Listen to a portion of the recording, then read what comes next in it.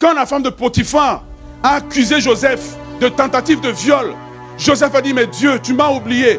Dieu dit, je suis en train de faire une œuvre que tu ne sais pas. Je te fais avancer par un problème que j'ai créé dans le problème de ta vie. Quand il est arrivé en prison, et il arrive en prison, il va solutionner un rêve. Et il pense que c'est par là que Dieu va le faire. Dieu dit, j'ai des méthodes que tu ne connais pas. Je te fais avancer par les méthodes des problèmes. Je crée des problèmes dans tes problèmes pour solutionner tes problèmes. Et alors, à un moment donné, Dieu dit, Joseph dit, mais je suis épuisé, je ne sais pas comment je vais m'en sortir. Dieu dit, ne t'inquiète pas. Je vais créer un problème dans ton problème pour solutionner le problème de quelqu'un. Comme ça, dans le problème, je t'élève.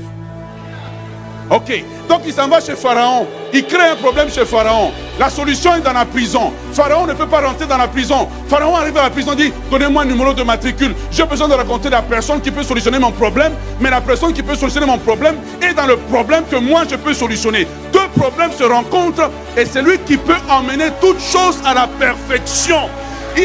Il a des méthodes que l'œil humain ne peut pas voir. Il a des façons de faire que je ne peux pas calculer. Il y a des calculs des hommes, mais il y a les calculs de Dieu. Il y a les méthodes des hommes, mais il y a les méthodes de Dieu. Ce que tu appelles un problème, Dieu l'appelle un escalier. Ce que tu appelles un problème, Dieu l'appelle un ascenseur. Ce que tu appelles un problème, Dieu l'appelle une porte. Ce que tu appelles un problème, ce que tu appelles une prison, Dieu l'appelle la porte de sortie.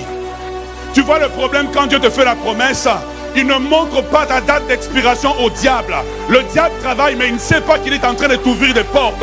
Tes ennemis travaillent, mais ils ne savent pas qu'ils sont en train de t'ouvrir des portes. Tes ennemis travaillent, mais ils ne savent pas qu'en réalité, ils sont en train de t'ouvrir des portes. Tu n'as pas encore expiré. Tu n'es pas encore fini. Tu n'es pas encore usé. Tu n'es pas encore fatigué. Tu n'es pas encore fatigué. Dieu n'a pas encore dit le dernier mot sur la citadelle. Dieu n'a pas encore dit le dernier mot sur ta vie. Dieu n'a pas encore dit le dernier mot sur tes circonstances.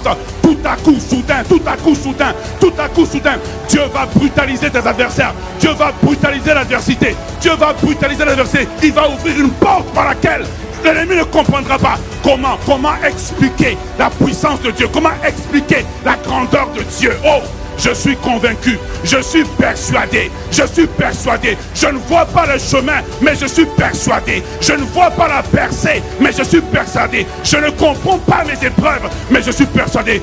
Tu sais pourquoi je suis persuadé? Parce que derrière moi, il y a celui, l'Éternel des armées, l'Éternel puissant dans les combats, le vaillant héros, le lion de la tribu de Juda. Oh,